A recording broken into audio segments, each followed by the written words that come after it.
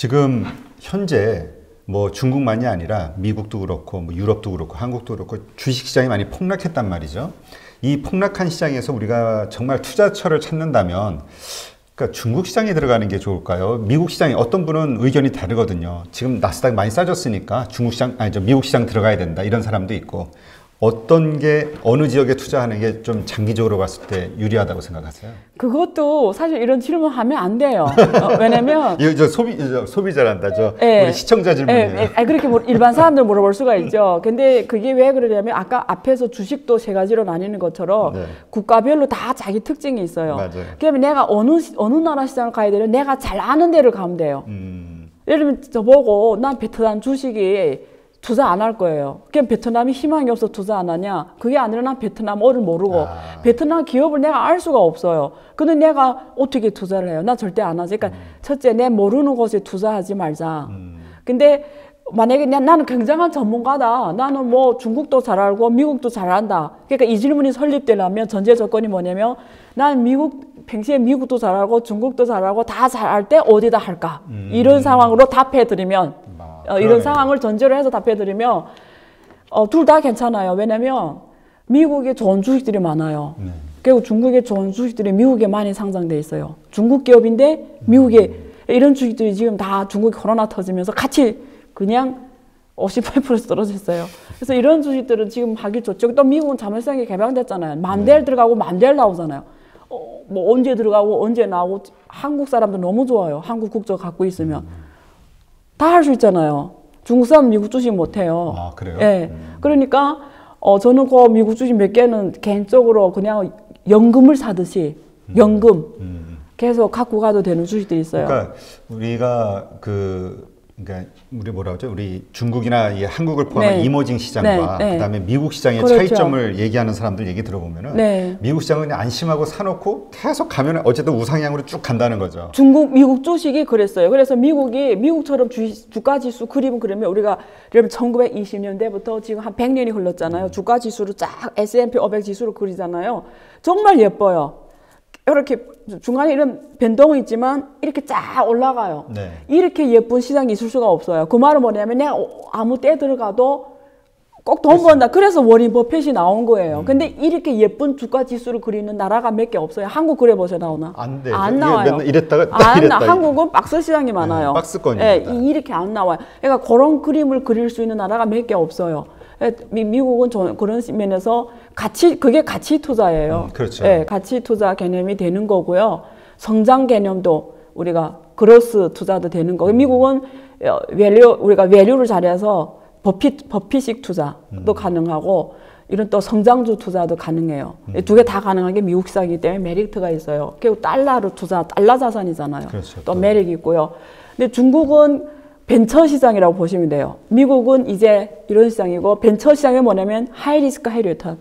그러니까 미국 주식시장이 줄 수 없는 수익을 줄 수 있어요. 근데 대신에 리스크는 커요. 왜? 자본시장이 개방이 안 됐잖아요. 정책시잖아요. 그러니까 중앙정부가 이게 감독자이면서 우리가 축구를 하면은 그 허각 보는 사람 뭐라고 하죠? 심판이면서 정부가 들어가 축구를 차잖아요. 선수. 그러니까 중국 주식의 특징, 중국 주식 시장은 뭐냐면 민간 기업하고 국유 기업도 막 축구를 차지만 정부도 허가 보다가 갑자기 들어가 같이 차요. 근데 이런 시장에서 돈 벌 자신 있으면 해라 이거죠. 그러면 네. 미국식 가치 투자, 정말 가치가 있는 성장할 만한 가치가 있는 주식을 사놓고 그냥 묻어두고 있으면 알아서 이제 오르는 이런 가치 투자가 중국에서도 통할 수 있을까요? 그래서 그 버핏이 있어요. 몇 개 그 투자 법칙 거기 따라서 중국 주식 골라봤어요. 한 10년 놓고. 교수님이? 네, 그래서 한 봤는데 엄청난 수익률을 줘요. 그래요? 버핏대로 했으니까. 그거는 과거 데이터를 한 건데 앞으로는 모르겠어요. 그러니까 버핏식 투자도 가능하더라고요. 네. 그렇군요. 그 대신 이제 그 특징이 그 통한 기업들의 특징이 좀 어떤 거였는지 알려주시면. 근데 재밌는 거는 그래서 2008년부터 10년, 2018년 데이터를 해봤는데 그 몇 개 산업을 빼놓고는 전체 산업이 다 평균 수익률이 30% 이상이었어요.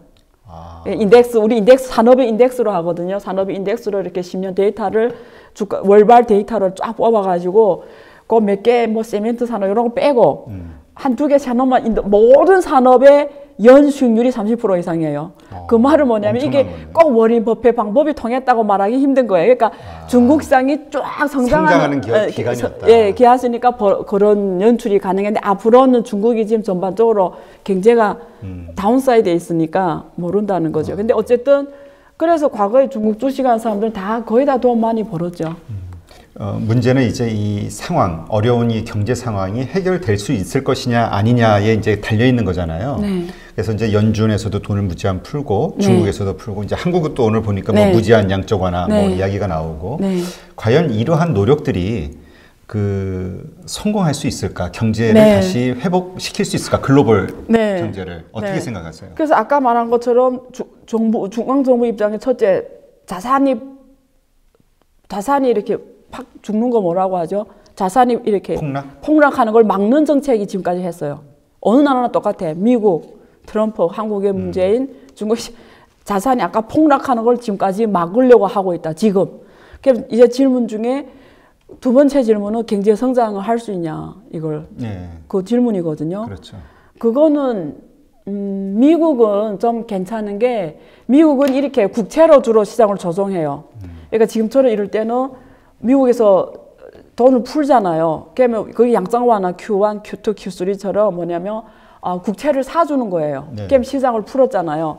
그 다음에 경제가 이제 스무스하게 안정이 되고 그게 2008년 그랬잖아요. 국채를 사주는 거예요. 그럼 돈이 풀리잖아요. 그 다음에 경제가 천천히 화백도 올라가잖아요. 그러면 미국에서 돈을 걷어들이기 시작해요. 그럼 금리를 올리는 거예요. 그럼 이게 스무스하게 금리를 올려버리면 그동안 풀었던 돈이 다시 들어와요.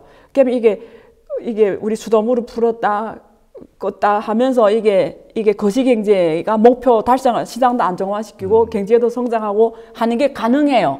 근데 이머징 국가는 그게 꼭 가능하다고 말할 수 없어요. 왜 그러냐면 앞에서 말씀드린 대로 재정 정책, 경제 성장을 위한 정책은 금리를 낮춰야 되잖아요. 그렇죠. 근데 재정 정책을 하려면 국채를 발행해야 돼요. 돈이 있어야 내가 정부가 쏘죠. 그러면 금리가 낮으면 누가 그 국채를 사요? 중앙정부에서 발행하는 국채가 금리가 제로면 미국 거는 사줘요. 미국 국채가 안전하니까 그건 기축자산을 사주는데 한국이 원화자산을 금리가 제로인데 한국 국채 사겠어요? 그래서 이게 투자자한테 한국 원화 국채를 사게 하려면 금리가 너무 낮으면 안 팔려요. 그래서 이번에 중국 인민은행에서 뭐라냐면 미국에서 금리 낮으면 우리는 안 한다고 그랬거든요. 왜 그랬겠어요? 중국에서 왜 금리를 인하 안 하냐면 중국에서는 지금 LPR이라고 해서 우대 금리가 4%거든요. 1년짜리가. 이렇게 높아야 수요자가 외국 애들 들어와서 중국 국채를 위안화 국채를 사는 거죠. 근데 위안화 국채 금리 제로면 누가 와서 사요? 그렇기 때문에 지금 미국이 제로잖아요. 네. 그럴 때 중국 국채가 4%를 준다면 우리가 환해지 비용을 빼더라도 한 3%는 벌거든요. 그러면 외화가 들어가는 거죠. 중국으로. 달러가 투자가 되는 거죠. 중국에. 이게 아까 중국에서 위안보유액이 경상수지 때문에 없어지잖아요. 이게 수출이 잘 안 되니까 경상수지에 온 달러는 없는데 이게 국채가 높으면 달러 자산이 전 세계 다닌단 말이에요. 미국이 이제 제로네? 중국에 들어가는 거죠. 그래서 거기 또 외화가 들어오는 거죠. 그래서 안 낮추는 거예요. 그러니까 이머징 국가는 상황이 달라요. 그래서 한국도 똑같아요. 한국이 지금 문재인 정부가 통화정책에 이러면 금리를 지금 한국은행에서 그래서 이게 잘 안 한 거예요. 이게 되게 망설였죠. 욕 먹으면서도. 왜 망설이냐면 만약에 한국은행도 금리를 제로로 해버리면 그 다음에 카드가 없어지는 거예요. 이 미국하고 달라요. 미국은 제로 금리라도 미국 자산을 사람들이 사요. 한국은 안 그렇다고요. 근데 지금 금리를 제로로 떨어버리면 한국은 재정 정책을 못 써요. 못 써요. 저 돈을 국채 발행하기가 어려우니까. 어려워져요. 이게 연관돼 있어요. 나온 이야기가 이제 이제 어쨌든 전 세계가 이제 돈을 막 어마어마하게 풀어대기 시작하고 있잖아요. 네. 그러면 물론 이제 지금 뭐 발등에 떨어진 불이니까 이거 해결하느라 뭐 일단 어쩔 수 없긴 한데 이 이후에 이 디플레이션이 오는 거 아니냐. 돈을 이렇게 푸는데도 인플레이션 걱정을 하는 게 아니라 오히려 디플레이션 걱정을 하는 이 상황이 왜 이러는 건가요? 그 디플레이션을 판단하는 아주 쉬운 방법이 있어요. 나도 실직하면 디플레이션이에요. 내가 아닌 남이 실직하면 경제 쇠퇴, 하락. 근데 나까지 실직하면 디플레이션이에요. 제일 나쁜 단계. 지금 경제가 디플레이션이 아니라는 걸 보면 내가 지금 밖에 나갔을 때 바로 일자리 찾을 수 있냐를 보면 돼요. 못 찾으면 디플레이션이에요. 근데 제가 감히 말하는데 지금 디플레이션일 거예요. 지금 있는 사람도 일자리를 다 잃고요. 지금은 한국도 그렇고 중국은 이번에 코로나 극복하면 중소기업이 힘들어지니까 사람 다 잘랐어요. 그래서 지금 실직자가 한 1,000만 명이 나올 수도 있어요. 그래서 지금 예를 들면 중국에 지금 대학생들이 870만 명씩 나와요. 올해 870만 명 대학생이 졸업한다고요. 대학생이 870만 명이 시장에 나가 잡을 찾는다고요. 엄청난 숫자. 근데 중국은 한국과 달리 큰 계약이 9월이에요. 그러니까 무슨 말이냐면 지금 7월에 졸업하잖아요. 중국이. 그러면 지금쯤은 일자리를 찾아야 돼요. 그래야 내가 7월에 딱 졸업하고 회사 딱 가잖아요. 그래서 지금 여기 지금 시간이 3월달, 4월달 딱 잡을 찾을 때예요. 지금 막 인터뷰도 하고 이력서도 넣고 하는데 이게 지금 스톱이 됐어요. 코로나 때문에. 그러면 얘네들이 870만 명이 지금 우리 보통 6월 말일에 졸업하거든요. 그럼 7월에 나온다고 해도 지금 시장이 멈춰버렸잖아요. 주식시장이. 그렇죠. 고용시장이. 그리고 이미 일자리 있는 사람도 지금은 다 잘려나가고 임원 감봉을 하잖아요. 임원 감봉. 아니면 사람 잘리고. 그렇죠. 그러니까 지금 네. 그 상당히 좀 심각한 상황이죠. 네. 그러니까 지금 이게 정말 우리가 돈을 어마어마하게 전례 없을 정도로 풀어대고 재정을 푸는다 해도 결국은 약간의 지금 더 악화되는 것을 막는 정도지 이게 반전의 어떤 거는 될 수 없다라고 네. 봐야 되네요. 한계가 있죠. 그래서 주식시장 들어갈 때 조심해야 돼요. 그러니까 결국 우리가 지금 떨어졌다가 네. 지금 많이 그 폭락한 상태에서 네. 우리 보통 그 죽은 고양이가 튀오른다 해가지고 막 이렇게 네. 하잖아요. 그런 어떤 상황일 수도 있는 거네요. 네. 그러니까 전체 경제 상황을 보면은 좋아질 일은 없는 거잖아요. 그러니까 답이 이거예요. 결론적으로 하면 한 나라 경제를 알려면 사실 지표 하나만 이해를 하면 다 알아요. 그게 뭐냐? 부채율이에요. 부채율. 어느 나라나 다 부채율이 있잖아요. 부채율을 계산할 때 부모는 GDP예요. 네. 유해는 부채예요. 그렇잖아요. 그러면 토화정책이든 재정책이든 의미가 있으려면 결국 GDP를 키워야 되는 거예요. 그래야 문제 해결이 돼요. 그럼 이 GDP를 키우려면 지금까지 세계 성장을 이끌었던 산업들은 이미 다시는 미국도 똑같고 한국도 똑같고 지금 있는 산업으로 GDP를 아무리 재정책 도와줘서 못 키운다라는 거예요. 그러면 앞으로 미래 어느 나라가 괜찮아질까를 보려면 빨리 그 GDP 체질을 바꿔주는 나라가 예를 들면 중국 같은 경우 GDP를 지금 어떻게 만들어왔죠? 주로 부동산이에요. 중국 GDP는 세멘트 GDP예요. 중국 GDP는 세멘트 GDP다 할 정도로 부동산이 중국 GDP를 많이 이렇게 형성했잖아요. 저는 중국이 부동산 집을 아무리 많이 지어도 GDP가 안 커져요. 무슨 말 전통 산업은 이미 한계에 다 우리가 자동차를 운전할 때 내 차가 수명을 다해 바퀴를 갈아 끼지 않은 이상은 내 차가 못 달려요. 그래서 어느 나라 경제가 이제 더 갈 수 있냐? 빨리 바퀴를 새로운 걸로 갈아 낀 나라가 GDP를 키울 수가 있는 거예요. 그게 2000년 초반에는 IT 산업 중심이었고 2008년 금융위기에는 모바일 IT 산업이었죠. 그것처럼 이제는 새로운 산업이 빨리 GDP를 바꿔주는 나라가 결국은 진짜 문제 해결을 하는 거죠. 그렇기 때문에 한국도 그렇고 다른 어느 나라도 이 일을 진짜 극복하려면 빨리 GDP를 바꿔주려면 산업구조 조정을 빨리 해야 되는 거예요. 그 말 뭐냐면 이 기회에 그러니까 내가 주동적으로 안 움직이니까 코로나라는 샥이 와서 움직이게 한 거예요. 그래서 결국은 스트럭처링이 달라질 거예요. 산업의 전반 죽을 애들은 다 죽을 거예요 이번에.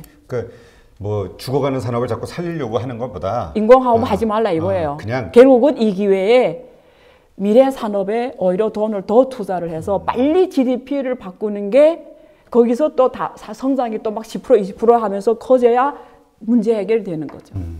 그리고 우리가 투자를 한다고 했을 때는 작게는 그러한 기업, 네. 또 크게 봐서는 그렇죠. 그러한 산업을 그렇죠. 키우려고 하는 그렇죠. 나라에 내가 투자를 해야 하는 되는 게 거죠. 가능성이 그게 높다. 답입니다. 네, 네. 뭐 좋은 말씀이네요.